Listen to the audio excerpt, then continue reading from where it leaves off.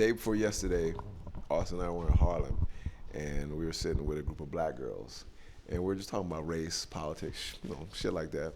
And I said to one of them that I'm Jamaican, and she was like, "Oh, well, okay, so y'all don't count because a lot of Caribbean people don't consider themselves black," which I had never heard that before. Yeah. Because my family, everybody, we black, and so she was like, "Y'all don't really count because a lot of y'all don't consider yourselves black." And then I asked her about the reparations thing. I was like, "Well, here in the U.S., they're not giving Caribbeans reparation because they don't consider us for some weird ass reason, like black." I don't even know what to fucking say because I'm like we are black, so we should all get reparations to some. Yeah. It was a slave trade. But what I find is kind of funny is a lot of Americans, black Americans, feel that same way. Like, okay, the islanders that come over here, they shouldn't get any money. You know what I'm saying? We should get reparations and whatnot. How do you feel about that? I've never heard that before. You heard that before, life, right? ever. It's a big thing. I mean, I know, like, I was working for this brand, African brand, and, like, when they were coming over to the States, there was, like, a big conversation on, like, being African versus being African American. Yeah, that's a big and thing how too. it's, like, two completely different things. Like, that's a conversation I feel like black communities don't have at all, and there's such, like, it's almost like you're not black enough, right? If you're African American versus someone who's actually been to Africa or is African. So it's like, it's always weird, but being biracial, I've just always felt like I was never one or the other. Yeah. And just kind of in limbo. I'm like, I'm brown. Yeah. Like, someone who's racist or like hates against someone because of their skin color does not care where I was born or like what my lineage is. They're just like, oh, you're black. You're black. it. Yeah. That's the same example I use. My jiu-jitsu instructor, his son is half black, and we were talking about something, and he was like, "Yeah, O'Neal, I'm like you guys," and I was thinking like, "Yeah, motherfucker, yeah, you like us." and I said to him, I said, "Yo, if the Klan was chasing us, you know what I'm saying? You think they'd be like, hey, don't kill him? Not that one. He's not that one. He ain't all the way black. Yeah. This one, he all the way black. Let's get him." I'm like, we hey, might have different jobs, but other than that, they hate us the same. Yeah, they hate us the same. Welcome to another episode of Three Black Guys on the Couch. My name is O'Neal Cespedes, your host, and I have my special guest, L Cardenas, Senior Creative Director of Highsnobiety. L, thank you for being with us today. Of course, a pleasure. I appreciate you. So, I want to talk to you because I pride myself on the way I dress, right? I always tease Austin. I always tell him, like, hey, man, when I get up in the morning, first thing I'm going to do is throw on something fresh because it sets the day, sets the tone for me. And if I feel like I look good, then I feel good. And if I feel good, I can go out in the day and achieve whatever I want to achieve just because my confidence level is high. You're a person that I respect. I love the way you dress. I love your style. But I need to know, like, how this whole fashion thing started. What got you all into it? What, led you down this road? I mean, I grew up going to, like, Catholic school. So I wore a uniform basically my whole life.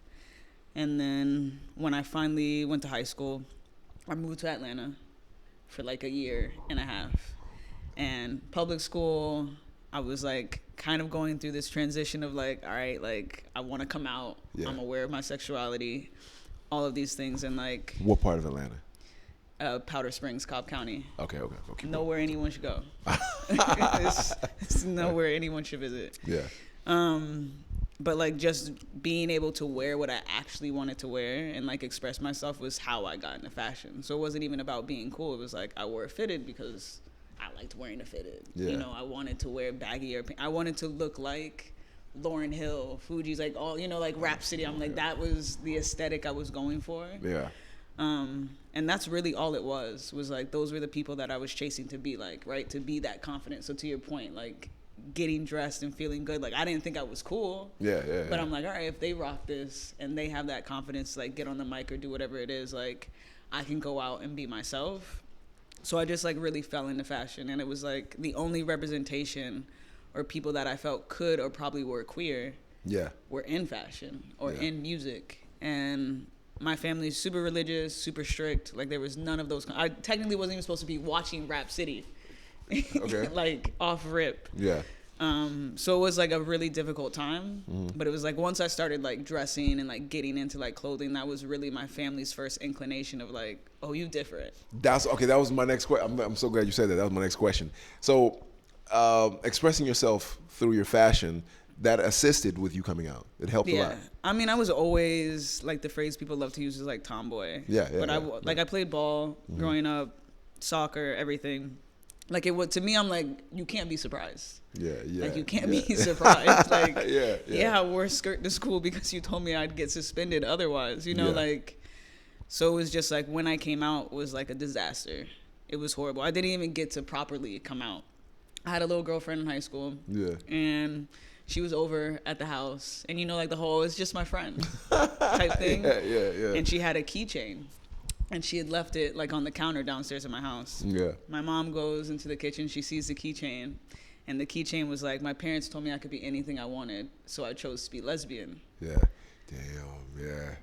That was it. That was it. My mom ran upstairs. She told her to go home. She was like, "I don't know what you think this is." She wouldn't even let me speak. Like, didn't even ask questions. It was How just old were like 17. Okay. And yeah, I got kicked out. Like that was it. That kicked you out. Yeah. It was like read the Bible, get your life together, and then come back when you're not gay anymore. Okay, so which is really interesting with the black community, because when I first came to the United States, my mom took me to a black church, and that was my first experience as a Jamaican being in a black church. And this is an example I use all the time. We as black people, we just like to ignore the elephant in the room, because when the pastor would be giving the benediction about homosexuality, it's wrong to be gay, it's wrong to be lesbian, all I could do was stare at the choir director. So I'm like, hold the fuck up. And I remember, I'm not no lie as a kid, like nudging my mom and be like, hey, he gay? And my mom just slapped me like, quiet, chill out. But I'm like, yo, it's so confusing, because the tomboy, moniker that you got, or the way you dress, you're like, come on, man, y'all know. Yeah. Y'all know. So, mom, why are you acting all surprised? Why are you doing all this? She just didn't want to hear it. Yeah. Like, I just think it was a verbal thing. And my mom had me when she was 43 years old. And she had only boys before that. Yeah. So, like, she was waiting for a baby girl. You know what I mean? Like, yes. waiting, finally has a baby girl at 43 years old. Yeah.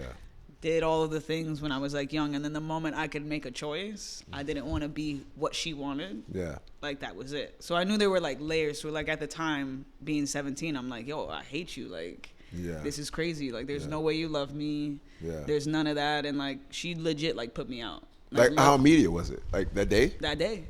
Like, it was just, like, luckily I had a friend whose mom was gay. Yeah. She took me in. And, like, if I wouldn't have had that, like, God knows where I would have, like, ended up. But, like, in my head, I'm like, your own seed, your kid, you, like, just let go. And then in the end, it was, like, a guilt trip. Like, oh, you left me. You did, like, all of this. And, I mean, it was, like, definitely hard. Like, now it's, like, easy for me to talk about. I have no resent. Like, my mom's, like, passed away since. But, like, now I realize she loved me. Yes. In her own weird way. Yeah. And, like, she just, sometimes it's a generational thing, and it's not an excuse. Yeah. But it's like her brain just doesn't function to understand, that for her, it was just like, why would you choose to make your life that much harder? Yeah. Right? It's this traditionalist thing that the people that have come before us are just so married to, which is so, like, fascinating to me. Like, you're taking this to the grave. Yeah. Like, you riding this till the wheels fall off. And I always ask that question, what being descended from the heavens and gave you all these scrolls, like in the biblical times, that said this is the law. Yeah. It was just passed on to you from somebody else. Like my father says he's Catholic, and I'm like, man, I ain't never seen you practice no fucking Catholicism. Yeah, I'm Catholic. And I'm like, well, I've never seen you do any of that stuff. But why are you Catholic? Because my father was Catholic before me. I'm like, that ain't a good enough reason. We're married to a lot of old, antiquated ways that don't serve us at all. Well, they don't like mystery. They don't like the unknown. So it's just like, even if you're not Catholic, like you're saying, it's like at a moment where you feel like you need to pray, like got that bad, you're like, you know what? Yeah, I'm Catholic. Maybe I'm Catholic. Yeah. Yeah. Like turbulent. Right. But what is it? That's funny. People who don't believe in God, when life-altering things about to happen, first person they start yelling for is God. I've been there. I'm not even gonna lie. But I'm like, yo, I don't know who you are, but please, right? I need that. Yes, it's so funny how we revert back to that. How long did it take for you to start reconciling with your mom? Never.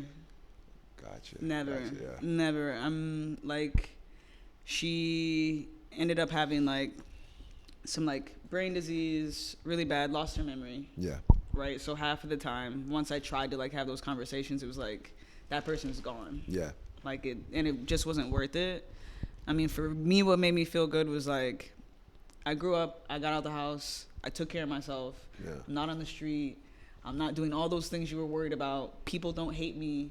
No one's like trying to destroy me. Yeah. Like, yes, there's hateful people in the world, but I figured out a way to like navigate. So I'm like, that's all she really wanted. Yes. And I'm like, you got it whether or not you were there. Yeah. So I'm like, at least there's that. Yeah. You're thriving. Yeah, like I'm like, I'm happy now.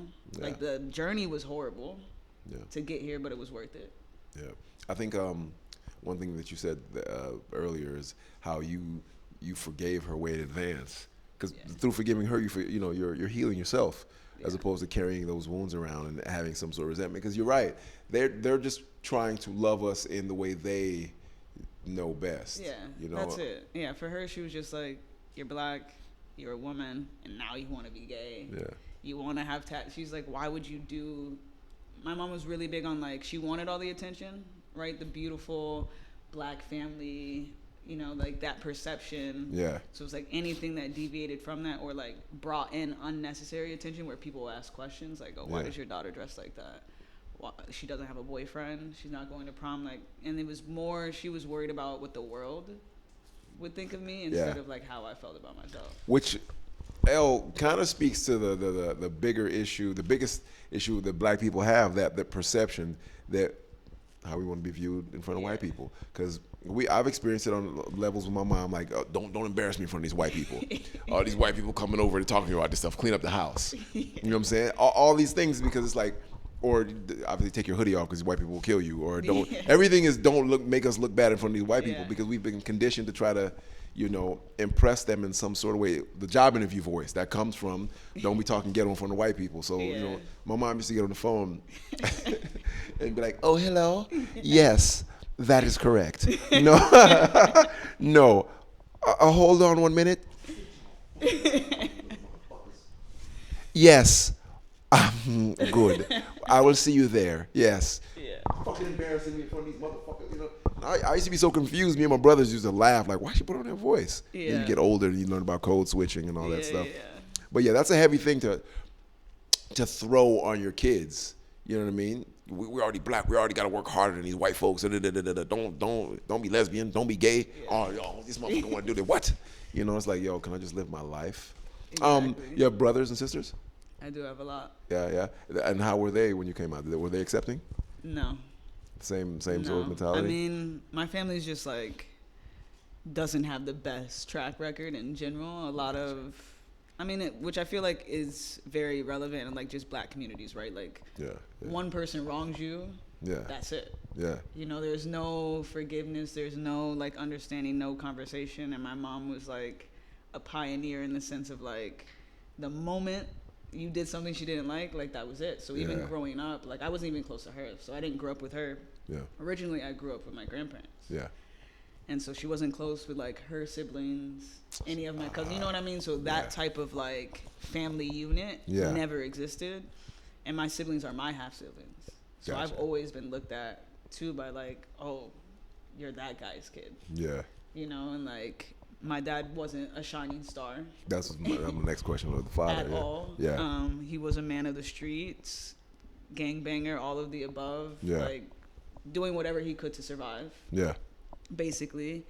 And I didn't have, like, any relationship with him. So it was just all stories, for me of, like, this kind of just, like, wild dude until, like, later in my life I actually had the opportunity. And then I was like, oh, we're the same.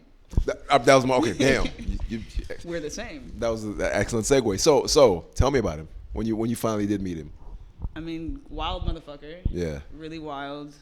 Pretty much like all the things that I realized my mother hated about me. Yeah. Were like qualities that were like in him, like very much like, you're not gonna tell me anything. I'm gonna be me, do me, no matter what it is, and just like a hustler. Like he may have been hustling the wrong things, but I'm like I had to get it from somebody. To the point where I'm always thinking about the next dollar. Yeah. I could be a millionaire tomorrow. Like, there's just no sense of security for me or like a ceiling. Like, it's always like we could be better than this. Yeah.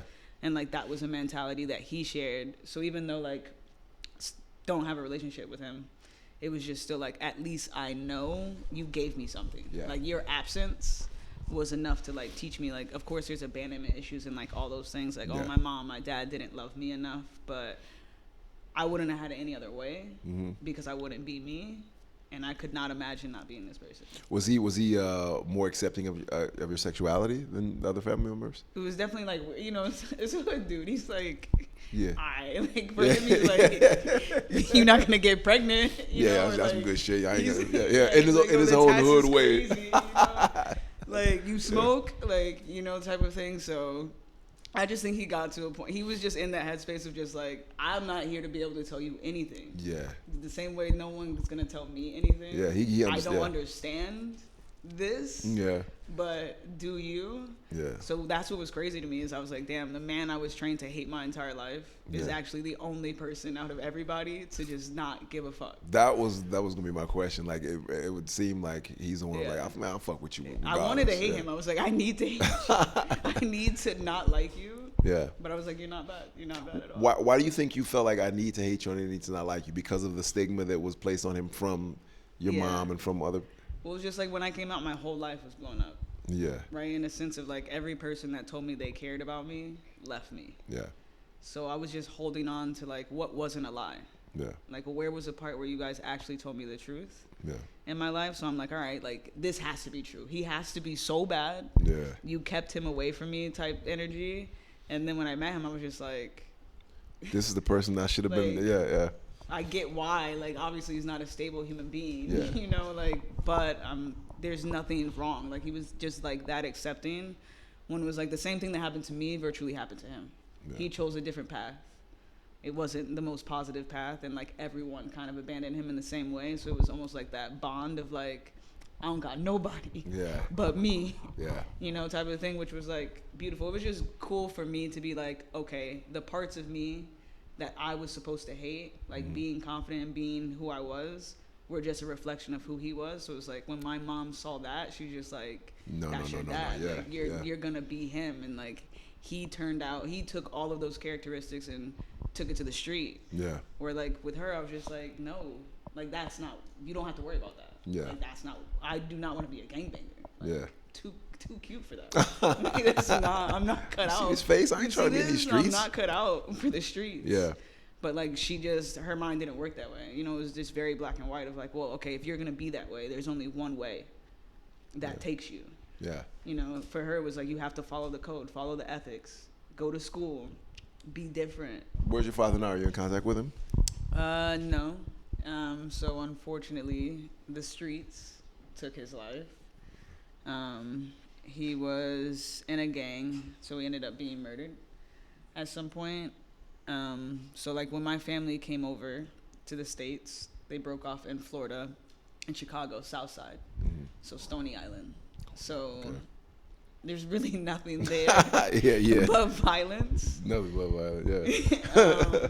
And he was also a military veteran, so just crazy, man, infantry. So when he got out, especially at that time, it's like, what else are you going to do? Yeah. So he just continued to be a soldier of the streets, basically. Yeah. And that was it for him. That's interesting. That's an interesting statement. Like your mind is programmed to like, okay, so I need some sort of war or aggression or something like that. Weren't you in the military? Yes, I was. You I told- just retired 2 years ago, Yeah. I want to say. So I thought I was going to be a basketball star. Okay. Like, that was the You goal. hoop. You hoop. Yeah, that was Nah, the goal. bust your ass. You will. Oh, Because I can't play anymore. I don't deny it. But I was good in my prime. Yeah, yeah. And then it was like spring. I'm like, let me like train or whatever, play another sport Yeah. to like stay in shape. So I decided to like join. We had a women's football team. Okay. So I was a cornerback. So on the football team, and then I ended up tearing my ACL, tore my meniscus, ruined my groin. It was like bad, like over different games, Yeah. and I couldn't get back to like what I wanted to do. So I couldn't play my varsity Yeah. year, like my senior year in high school. So lost scholarships, lost all those opportunities. Yeah. I couldn't even do like a physical education course or whatever my senior year. I got stuck in an art class, Yeah. and I'm tight. I'm like, fuck these art nerds, all of this shit. Like, I don't want to do this. When in the end, it ended up like saving me. Yeah. But through that, I was like, all right, I don't know what to do. My whole family has like a really big military like background. So like on my mom's side, my father's side, all of my brothers were in the military. I was like, all right, fuck it. Like, I'll do it. Like, I'll prove to them I can do it. So, okay, so question. So even though you were estranged from them, Yeah. that influence was still there. Yeah. Well, it was just like one of those things of just like, I was on my like Batman shit. Yeah. Like, My vengeance. Batman shit. Yeah, yeah. And I was just like, okay, like you were a soldier, like I'm gonna out soldier you, Yeah. type of thing. So I went, joined the military, and I thrived. Like I actually like thrived. Like for the first time, like it always sounds weird and people think it's like a weird concept, but like I was accepted right away. Yeah. It wasn't about me being gay. They didn't care that, because I always had a shaved head. Yeah. Like I shaved my head when I was 18. Yeah. And so I could really be myself, and I wasn't scared to be myself. And like I graduated top of my class, like I got into like all the good programs. Like it was an amazing time. Wow. Yeah. But there was a part of me like emotionally where I could feel myself turning into someone I didn't want to be, where you just turn into a robot. Yeah. Like kind of like the conversation we were having earlier, like being institutionalized is being institutionalized. You know, so like even when I left that, I decided to go reserves, because I'm like, I was still passionate about going to school. So I ended up like coming back to New York, going to school, and then I realized that the military did like fuck me up in a sense of like I couldn't walk down the street like a normal person, but I also didn't think of the perception that people would have of me Yeah. being like a soldier. So like going out to even like try to get work, people Yeah. are just like, oh no. You were on some major pain type shit. Yeah, they're like, no. So one of the only places I could get a job was Lids, Yeah. which was like the beginning of my fitted journey. Yeah. And like it was just like fun. Like, and again, it was still that camaraderie, right? Of just like, we work this shitty job, it doesn't pay any money, in New York City, and like kind of built a family. And that was really how I started to get into fashion. Okay. So from there, I was just like, okay, retail might be it. Yeah. Like that might be the route for me. And while I was in school, I went to School of Visual Arts. I had a brand with like a couple of friends, and one of our many friends that wanted to be a rapper, because this is like 2011. Yeah. You know, everybody wanted to be Everybody a rapper. would grab. Yeah. Still that way. And he wore like one of our t-shirts at like some event that he did. Damon Dash happened to be there. Mm-hmm. Damon Dash sees the t-shirt. We get a phone call in class. Damon Dash wants you to come to DD172, which was a creative studio he had on Duane Street. We go, he gives us a job to basically just be in the office, smoke weed, Yeah. and like make graphics. And like it was that moment, that's when currency was really like coming back and like to the game, like where I realized I could put my passion for like music and like just expression together, and like that was the light bulb for me. Yeah. You're like, I found this is my like, tribe. I was just like, I'm with Damon Dash. Like, Yeah. this is Legend. like, I mean, yes, a legend, Yeah. a legend. At the end of the day, crazy, legend. But like, it was just like mind blowing that something that simple like a T-shirt got me here. Yeah. Then I was like, how much further can I take it? And then that was really just when I like zeroed in on like, all right, I'm gonna do fashion, and that's it.